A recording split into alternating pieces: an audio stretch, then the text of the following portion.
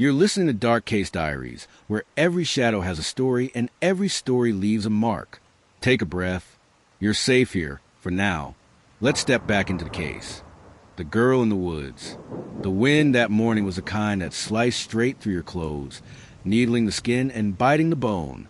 Michigan winters have a way of making you feel like the world itself wants you gone. In a tangle of bare trees on the outskirts of Troy, a small figure moved with the wary, jerky steps of someone who had learned long ago that the world was not her friend. 11-year-old Aileen Carol Pittman, soon to be known to the world as Aileen Wuornos, had been out here for hours, clutching a cheap thrift store coat that did little to keep the cold out. Her breath came in pale clouds. Her cheeks were raw, chapped from more than just the wind. She'd been crying earlier, but she'd stopped now. Out here, tears froze fast, and besides, crying never changed anything. She'd come to these woods for the same reason she always did. To get away. Away from the shouting. Away from her grandfather's voice when it went low and dangerous. Away from the feeling of being unwanted in her own skin. The truth was, she had never met her parents.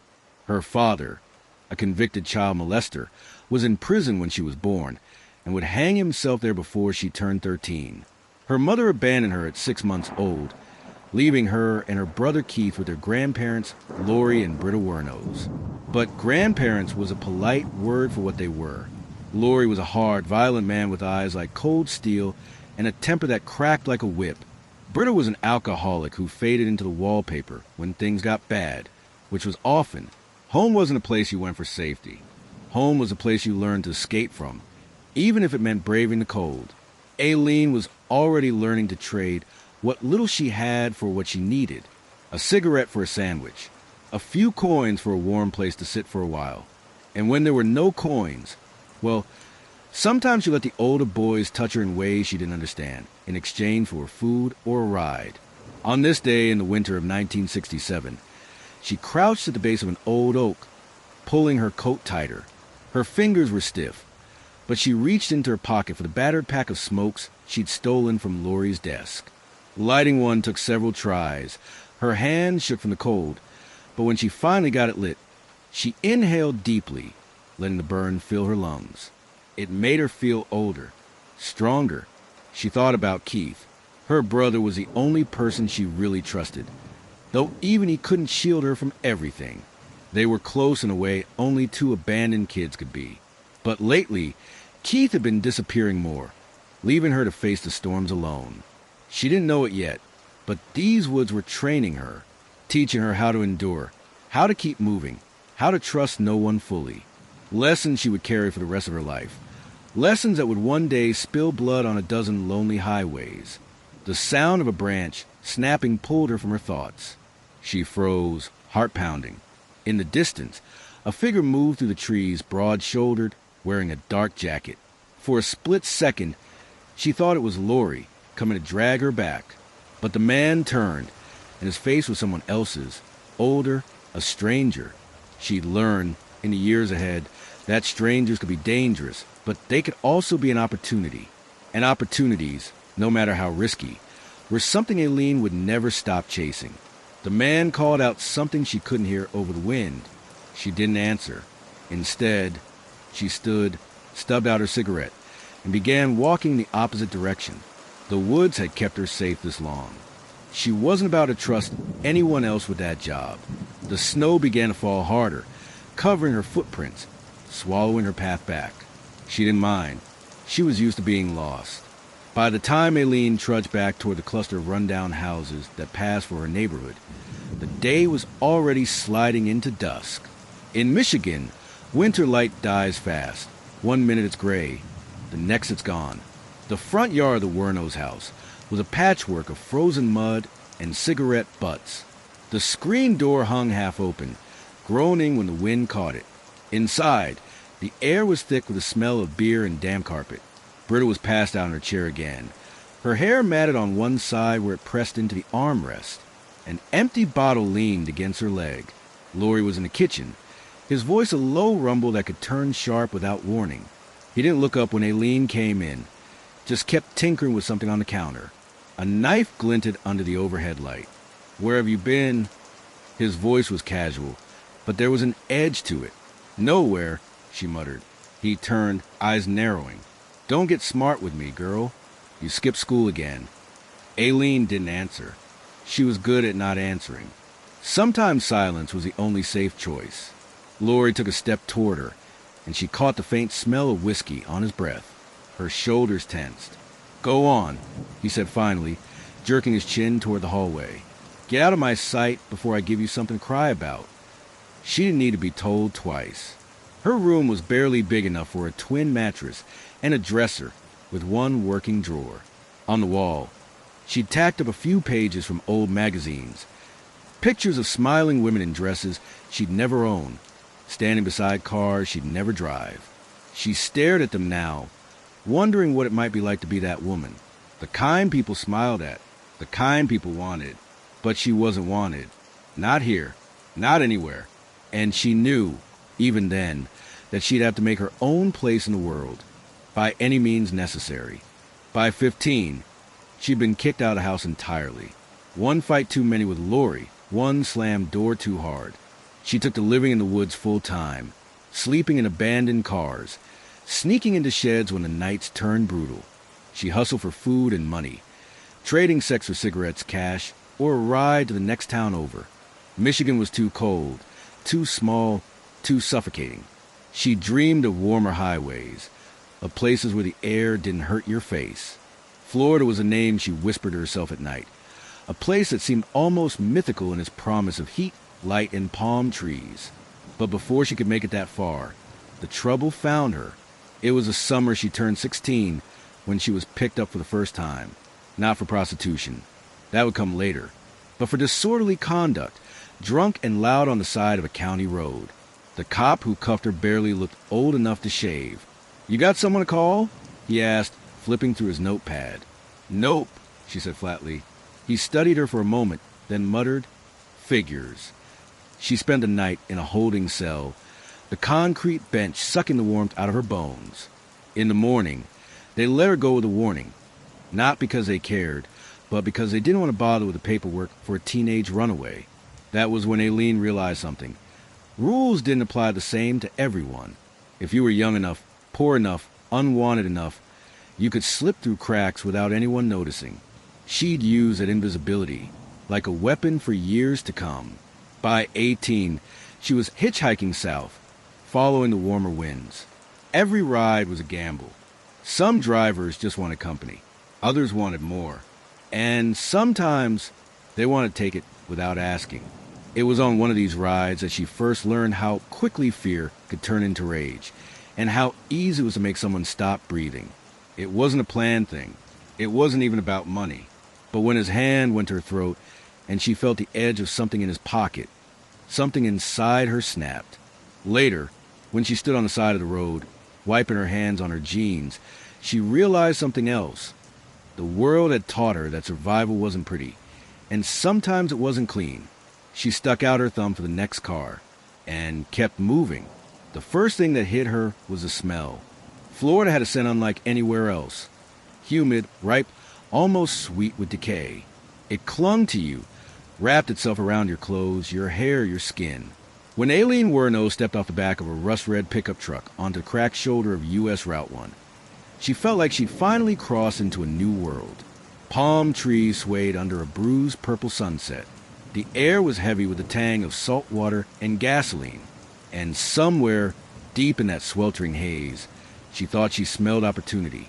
Florida's roadside bars were nothing like the smoky dives of Michigan. Here, the doors were always open. Ceiling fans creaked overhead, and neon beer signs buzzed faintly in the heat. The jukeboxes were loaded with twangy country and swampy blues. She walked into one on her second night in town. Denim shorts frayed at the edges, hair still damp from a truck stop sink. She scanned the room the way a hawk scans a field. Not for friends, but for prey. There were men everywhere. Tourists with peeling sunburns. Locals with tans baked deep into their skin. Lonely men. Drunk men. Men who wouldn't be missed if they didn't make a home. She didn't see herself as a killer yet. Not exactly. But she'd stopped seeing herself as harmless a long time ago. At a table near the back, A man in a faded fishing cap waved her over. "You looking for company?" His voice was easy, the kind that expected a yes. "Depends," she said, pulling up a chair. "You buying?" He grinned and signaled the bartender. The dance was always the same.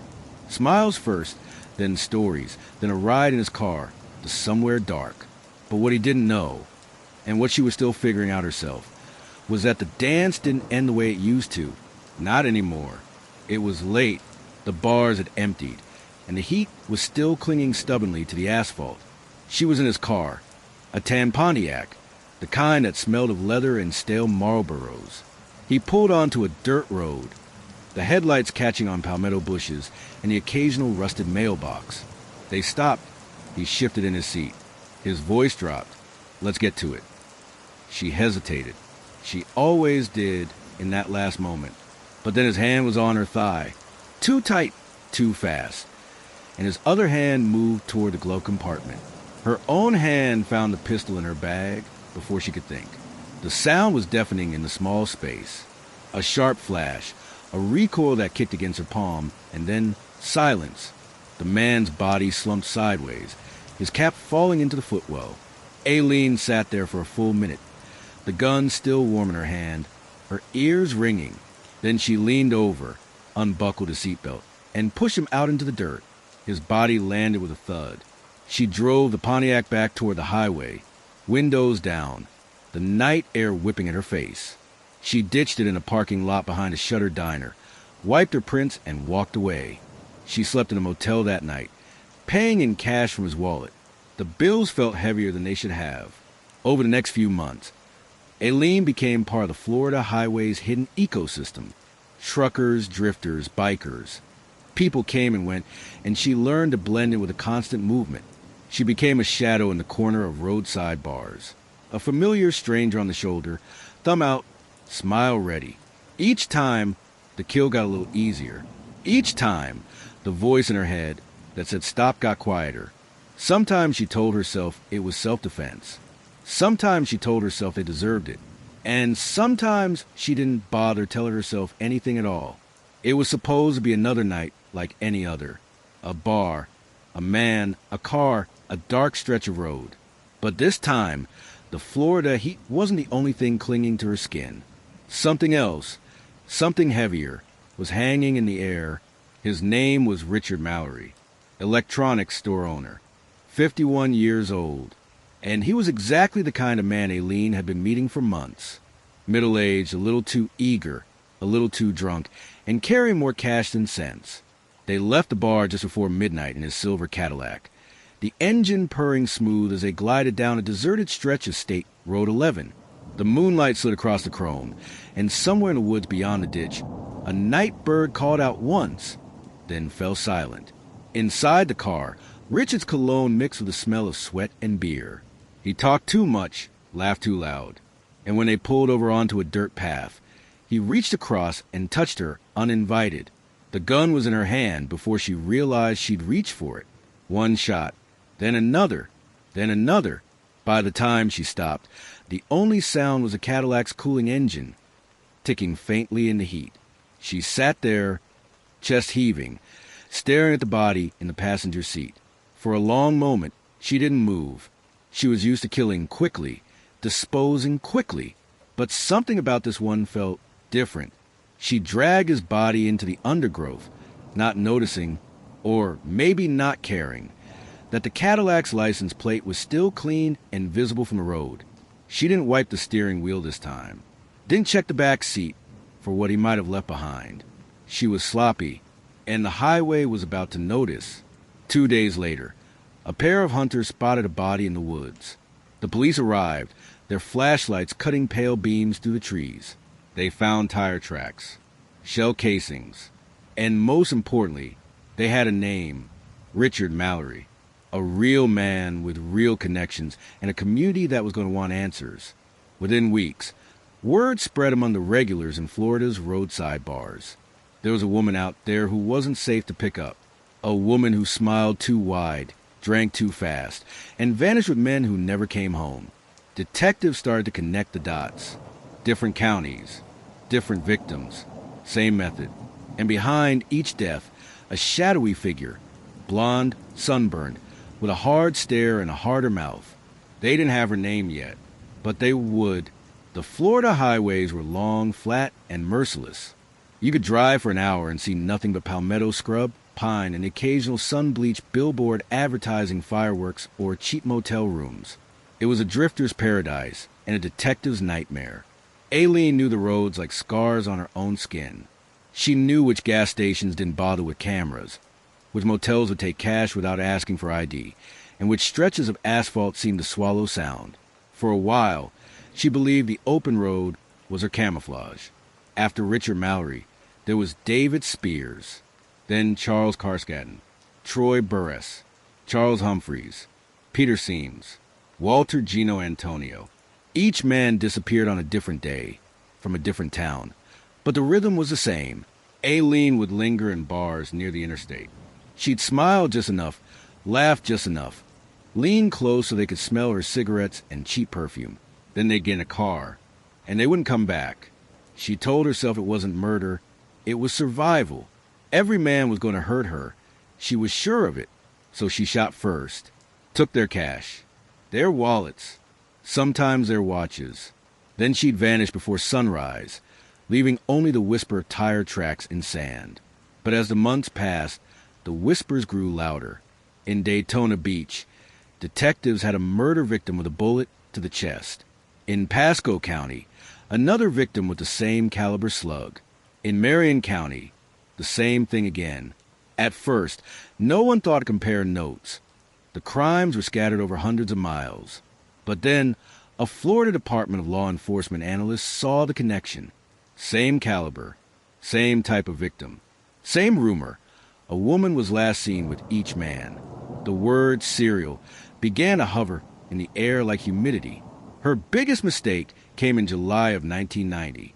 She and her girlfriend Tyria Moore were driving a stolen car, Peter Seam's car, when they crashed it near Orange Springs.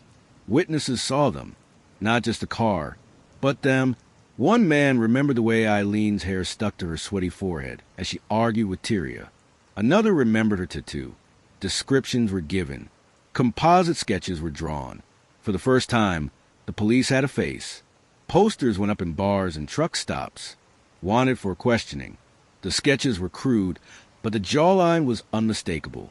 Aileen began to notice people staring at her longer than usual. Bartenders stopped smiling back. The Florida highway, which had once felt like her hunting ground, now felt like a spotlight she couldn't step out of. For months, Tyria Moore had been Eileen's constant shadow.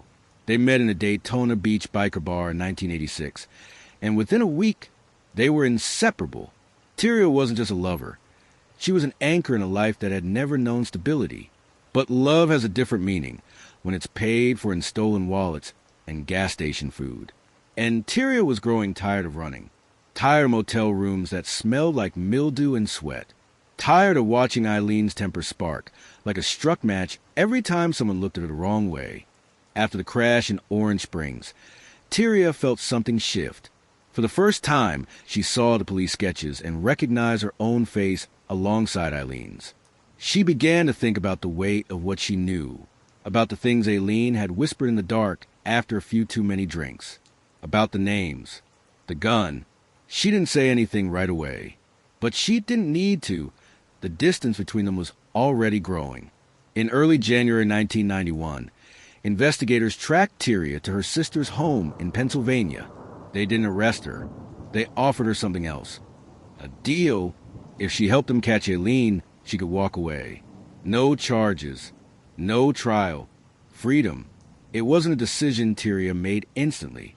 But the image of a Florida prison cell and the thought of Eileen's temper turned against her made the choice clearer. The police wired Tyria's phone. For days, she called Aileen from motels and payphones, pretending to be scared, pretending she needed reassurance. Each conversation was a small cut, bleeding out secrets for the detectives listening in. You didn't tell them anything, right? No, baby. You just have to trust me. But I need to know. Did you do all of them? A pause. A breath. I had to. Ty. They were going to hurt me. Every one of them. Those taped calls would later play in court like confessionals. On January 9th, 1991, police spotted Aileen at a biker bar in Volusia County, called the Last Resort. She sat at the bar, drinking beer, chain-smoking, unaware of the unmarked cars circling outside. When they finally moved in, she didn't fight, didn't run. She just stared at them with that same flat, defiant glare that would soon make her infamous. When the cuffs closed around her wrists, Aileen Wuornos didn't cry. She didn't beg. She didn't even ask what she was being charged with. By the time she sat in the interview room, a styrofoam cup of coffee cooling in front of her, a detective's pen scratching on a notepad, she already knew. The road had run out. It started with denial. She said the man had tried to rape her, said every shooting was self-defense, said she was the one being hunted. But after hours of questions, something shifted. She leaned forward, lit another cigarette, and began to talk in a way that was part confession, part performance. They were all going to hurt me, every single one of them. I just beat them to it. She smiled when she said it, not a warm smile, but something sharper, the kind of smile that dares you to look away. By the time her case went to trial in January 1992, the media had already named her the Damsel of Death. Tabloids splashed her face across their covers. Television trucks lined up outside the courthouse like it was the Super Bowl. Inside, the prosecution painted her as a cold-blooded predator, a woman who lured men to their deaths for cash. The defense tried to tell a different story. Years of abuse, assault, and neglect that had carved her into what she'd become. The jury didn't take long. Guilty on 6 counts of first-degree murder. When the judge asked if she had anything to say before sentencing, Aileen leaned into the microphone and delivered one of the most chilling speeches in true crime history. I'm innocent. I was raped. I hope you get raped, too. Your Honor. Her voice didn't shake. If anything, she seemed to grow taller as she spoke, as if daring the room to hate her more. The sentence was death, 6 times over. Death row at Florida State Prison was a quiet place. Too quiet for someone like Aileen. She filled the silence with letters, to journalists, to strangers, to anyone who might still listen. Her handwriting was jagged, her words equal parts rage and longing. She agreed to interviews, telling and retelling her version of the story, each time with small changes, like she was editing her own legend. The tension and unease of a closing prison door. She became a strange kind of celebrity on death row. Journalists came to hear her story. Documentary crews filmed her through the thick glass of the visiting room. One day, she said she killed in self-defense. The next, she admitted it was cold-blooded. It was impossible to know which version, if any, was the truth. In one interview, her eyes darted toward the camera, and she said, I am going to heaven. I'll be sailing with the Rock, and I'll be back like Independence Day with Jesus. It was part prophecy, part performance, and entirely Aileen. By the summer of 2002, the appeals had run dry. Her execution date was set for October 9th. She refused a last meal beyond a cup of coffee. The woman who once lived on stolen cheeseburgers and beer chose to meet death without the comfort of food. It was still dark when they came for her. The walk from her cell to the execution chamber was short, but heavy, the sound of chains clinking with each step. Witnesses gathered behind the glass, pens and notebooks ready. Some came for justice. Others came to see if the monster would show fear. Aileen looked at the witnesses and said, I'd just like to say I'm sailing with the Rock, and I'll be back like Independence Day, with Jesus, June 6th, like the movie, big mothership and all. I'll be back. And then, without another word, she lay back. The straps were fastened. The needle went in. At 9:47 a.m., Aileen Wuornos was pronounced dead. The headlines screamed her name one last time. The world moved on, but the legend didn't fade. Some saw her as a predator who hunted without mercy. Others saw her as a victim of a world that chews up the vulnerable and spits them out meaner than before. Somewhere between those two extremes, the real Aileen Wuornos still waits. In the static of old interviews, in the police files, in the uneasy silence after her name is spoken. Another story closed, but the people, the pain, and the lessons remain. Here on Dark Case Diaries, we remember so they're never forgotten. If this story moved you, share it. so their voices echo beyond this moment. Until next time, take care of yourself and of each other.